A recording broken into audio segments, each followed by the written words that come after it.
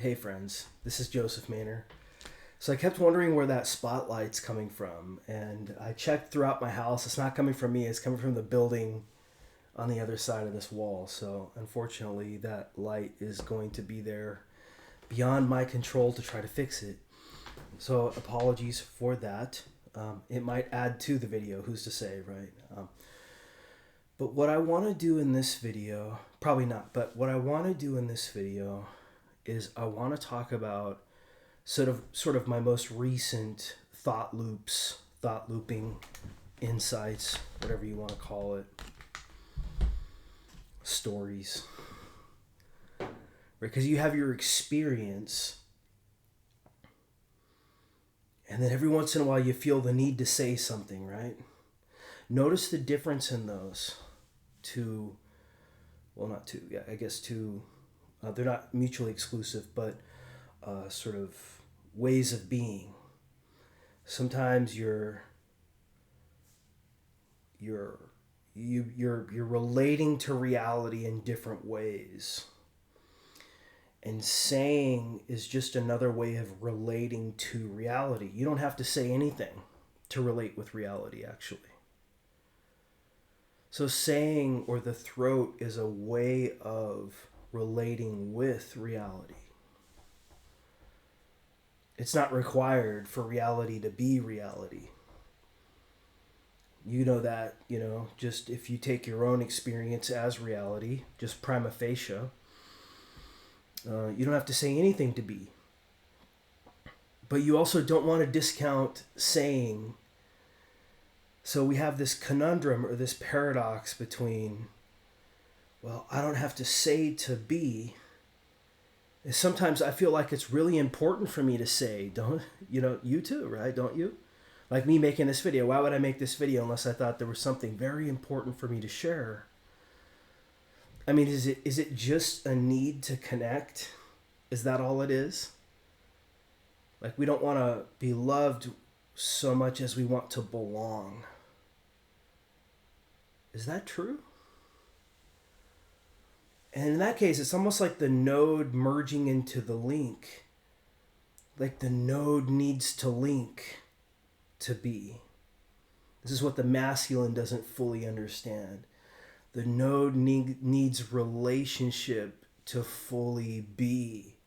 The masculine wants to think, oh no, I only need one thing, an independent thing, a context independent thing, a sovereign thing, an absolute thing that has no necessary relation. Well, then here's how you prove that. Don't say anything about spirituality ever again.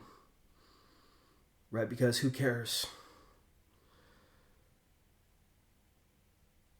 Right? Like why do that versus something else unless what you're really searching for is to connect? Right? You're searching to belong or to lead people who want to belong. And I think we all have a component in that in ourselves, and that's what the human feminine is. And that's what creates, that's the kind of spark. Didn't want to make that dramatic, but maybe the drama actually was more true than the words I'm using. But there's a spark that caused you to feel inspired to do anything, right? Even things that are bad for you. It's called inspiration.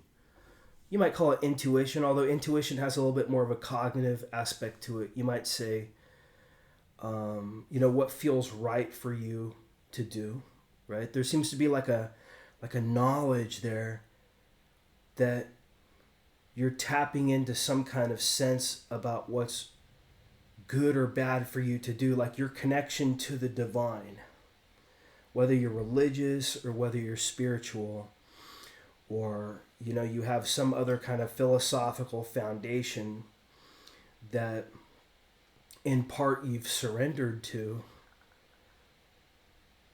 that's also based on experiential truth. This is where a lot of people miss this part. Like, people aren't stupid. The reason why people believe in God is because they've had experiences with God. Okay? I've had experiences with God. I've been at probably like a dozen different stages on the path that I see other people at now. So it's not really wise for me to castigate anybody. Actually, I look at it like, keep doing it, dude. Just stick with it, because your route is going to be your route. And, to think that you've arrived, also be careful of that one, right? If to think that you've arrived, you're still on your route.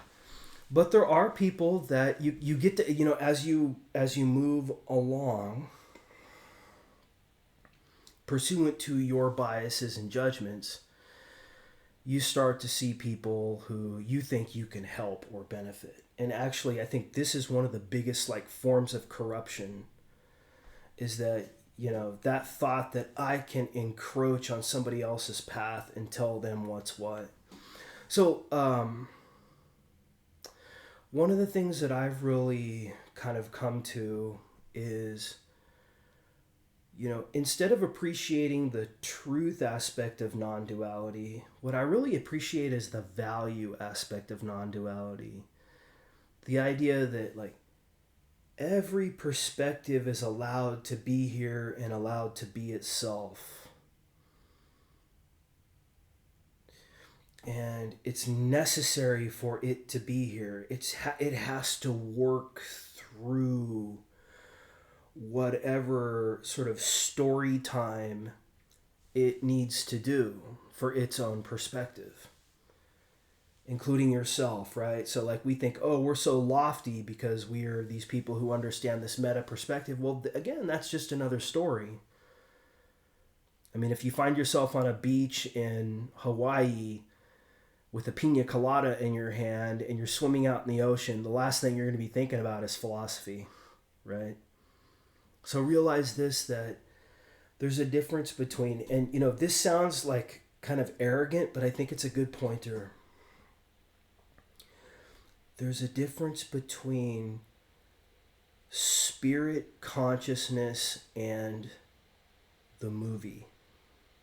Let me explain this in a way that, and again, I'm just sitting here pontificating in an armchair kind of thing, and I'm making this discourse. It's just kind of flowing through me, but I'm super paranoid about whether I'm wrong or I'm saying something wrong or something like that, which I think it's actually good to do that, because sometimes you can get high on your own farts. So for example, you think you're a 2500 at chess, but you're really a 500 at chess. So we don't want to reduce spirituality to a game either. But, in a way it is a kind of game, and I'll explain why it's a game, and then I'll get back to those, areas. The reason why it's a game is because if it were readily obvious what spirituality delivers, you wouldn't spend all this time on it. So there's some confusion there. Now, some people are going to say, well, the confusion is the fact that you're too stupid to realize it faster. But that does nothing for you, right? You're still confused. If a person is confused about themselves, then the hearsay from another person may or may not dislodge that clog. It's a plumber comes in and tries to unclog your toilet. Imagine that, maybe the plumber can't be successful at that. You're assuming that, oh, there's a plumber that can come in and unclog my spiritual toilet. Well, it's no, only you can do that. And so what I want to say though is, going back to the categories thing, what I'm seeing is that you don't need to speak actually. But you do. You both don't and do need to speak. You want to share, right? There's a Christ consciousness or a Christ heart in every person. You want to give back. But sometimes giving back can actually, it can be a source of corruption in you. You corrupt yourself in order to give back. So you're like the martyr, right? The religious martyr, the moral zealot, or something along those kinds of lines. You're doing that for others, not for yourself. So you got to put yourself first. Okay, here's the question. And I know a lot of people who are into non-duality, they have a problem with the self. But really, I mean, you're always putting yourself first, and I'll explain in the sense that you're putting yourself first. So, the experience that you have, you feel like you are in that experience. Now, how that's defined, I don't know how you define it, but there's a deep feeling, intuition, thought that there is a referent to the term you, for you. And it's largely misunderstood. Some people are going to try to say that it makes no sense at all, but here's a question. It's like, okay, so another you is going to tell me that my you is wrong. Well, that's like doubling the complexity of the problem without doubling a likelihood of an actually true result. Because if I'm uncertain about my you, and then you're a you, and you're coming to me and trying to destabilize my you, do you see the problem? So, do I want to say epistemology is important? No. But simple common sense sometimes is very important. When you're looking at a point of view where somebody's trying to say, well, you got to question, you're saying that to yourself already. There's no authority that's going to replace you. And so here's the paradox that as I see it. On the one hand, there does seem to be an unchanging, persistent feeling of being me. So I'm sharing from my perspective now,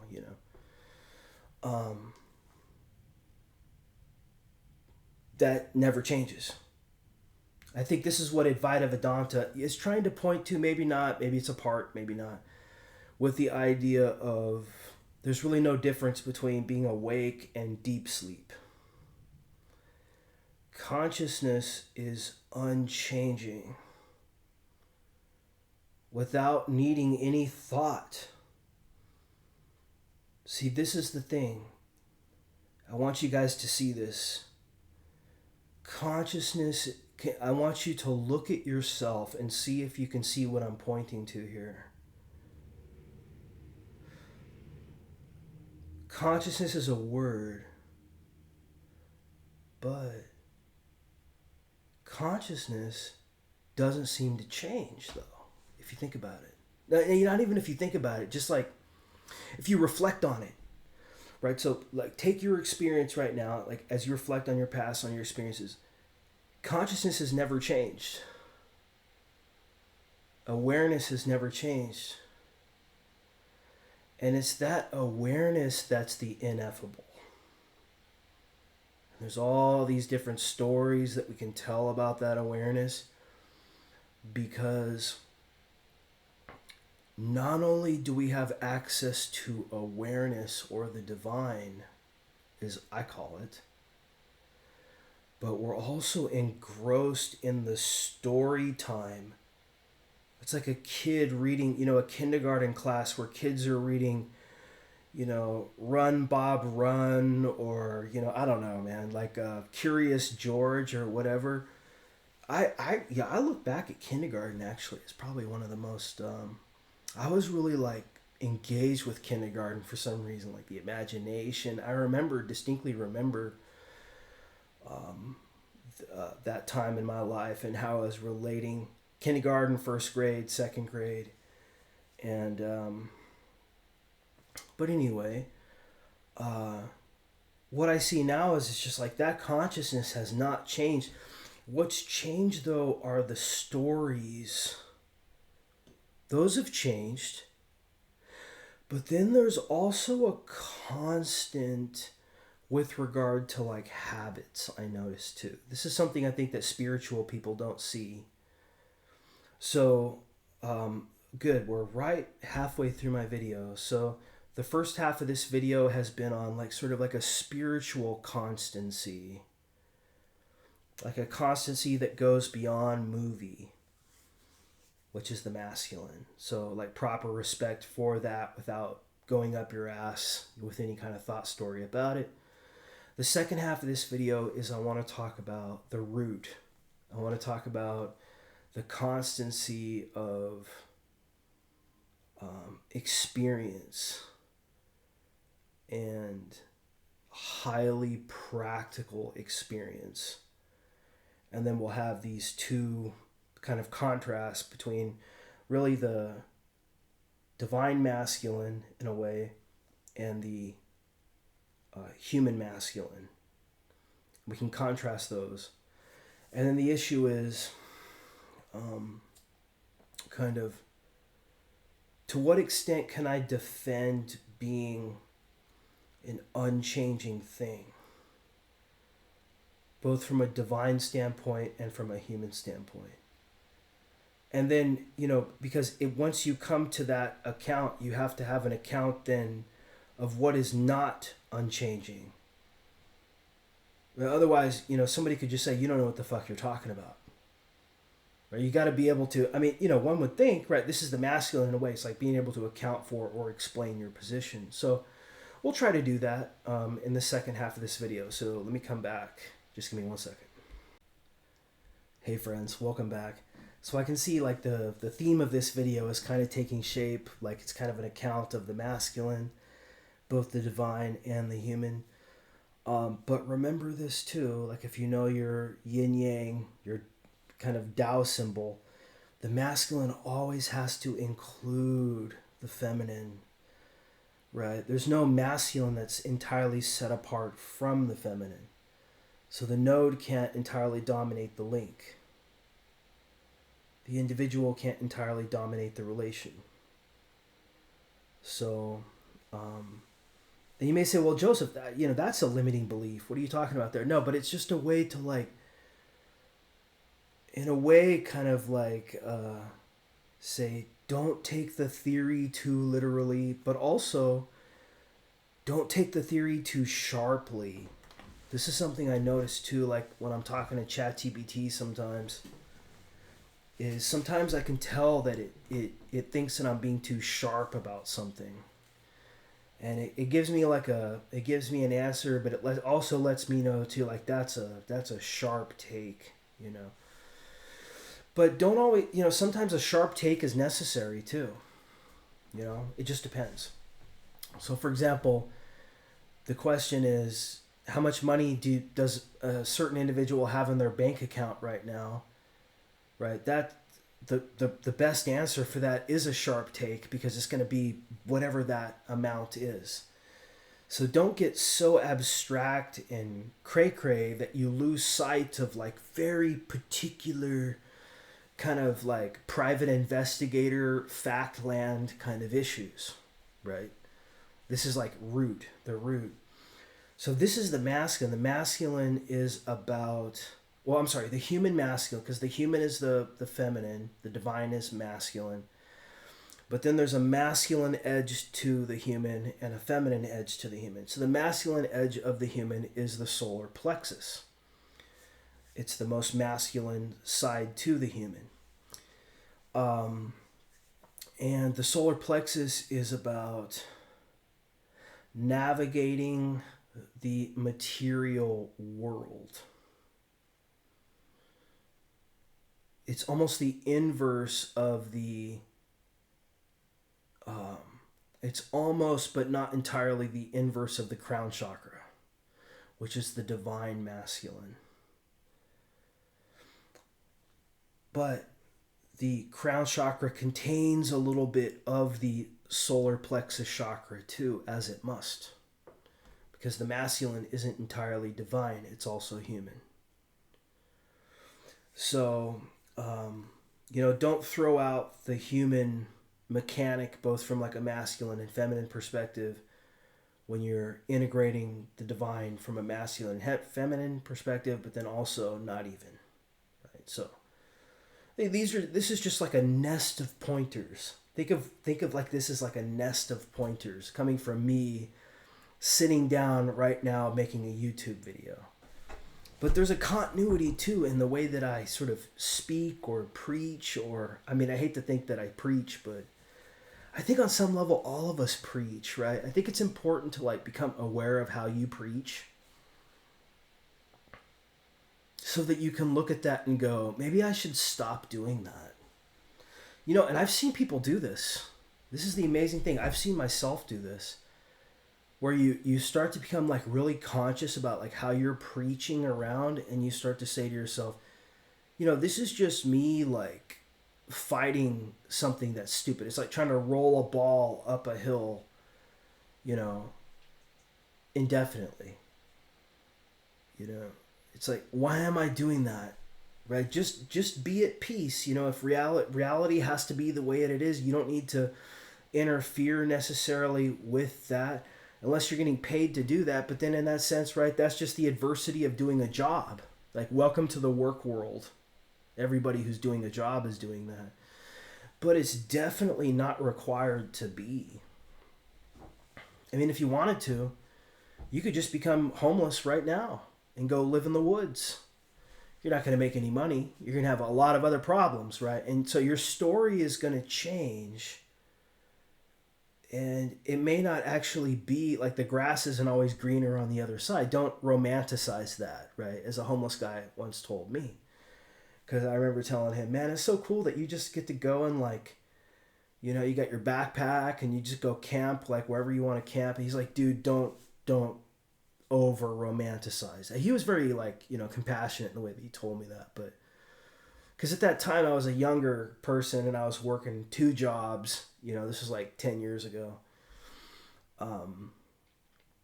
But speaking of that,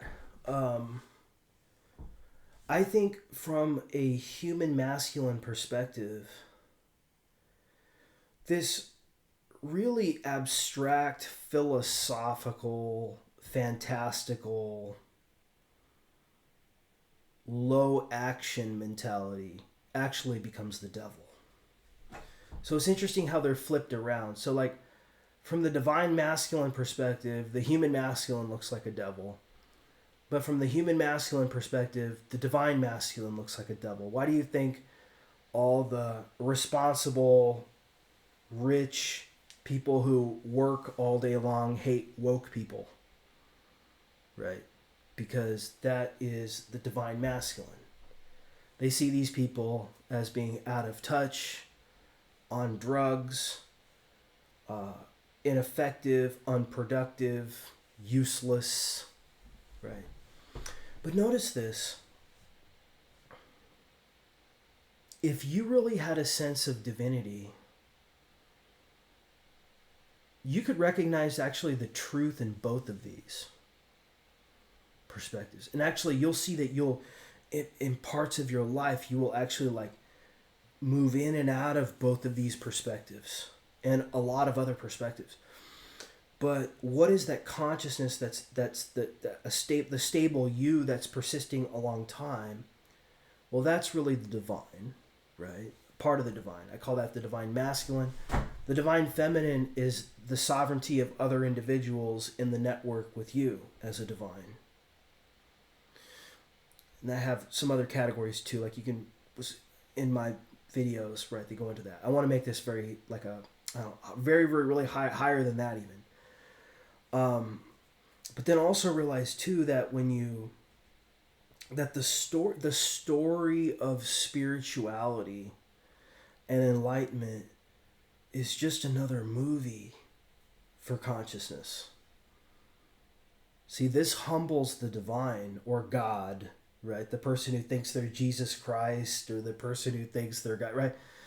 You know what, man? We've all done something analogous to this. Don't hate these people, but just realize that they have to do this. There's something in their, stop trying to control the pathway that other people need to pursue in order to do their own work. See, I think that being enlightened is when you lose that kind of need to feel right in comparison. Enlightenment is where you lose the need to feel right in comparison.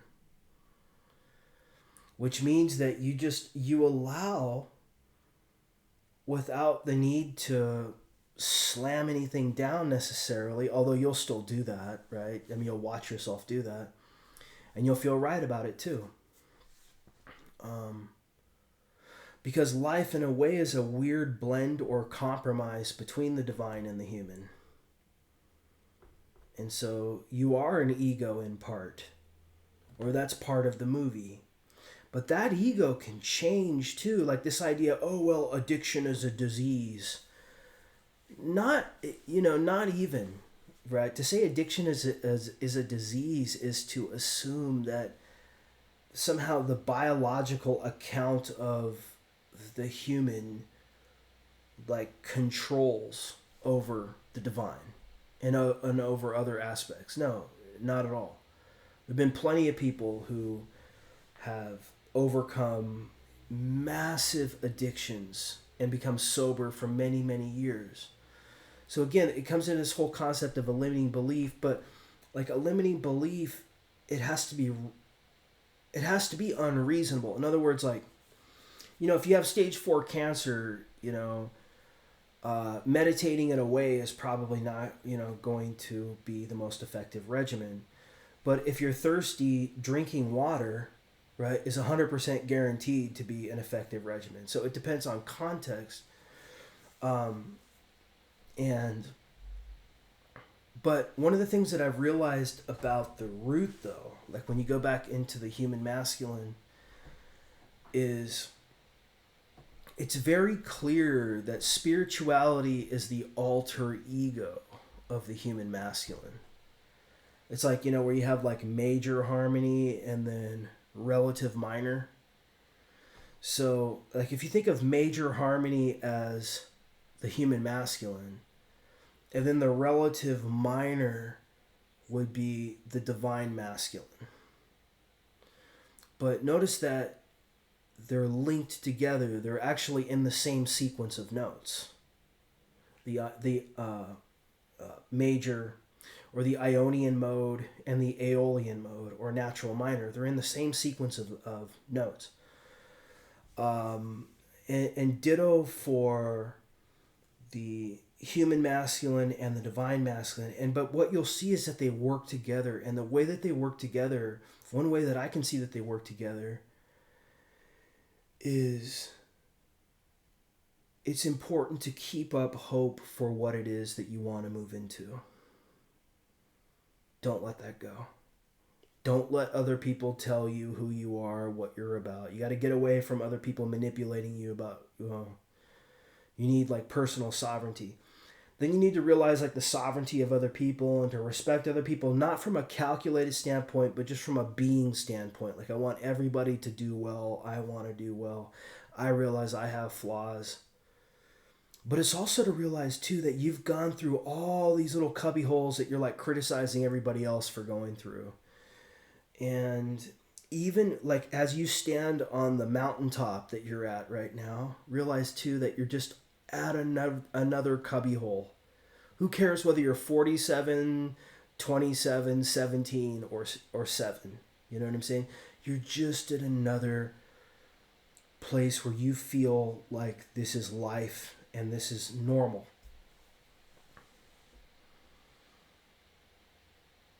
But this is you thinking you're Jesus Christ or God or just really, really wrapped up in your job, maybe, right? You're really conditioned or brainwashed into some kind of a community that you're in. The But I realize that that's just another story, another movie, another chapter in the saga of you that's always been here the whole time. Okay, friends, hopefully this is a good video. I'll talk to you next week. Take care.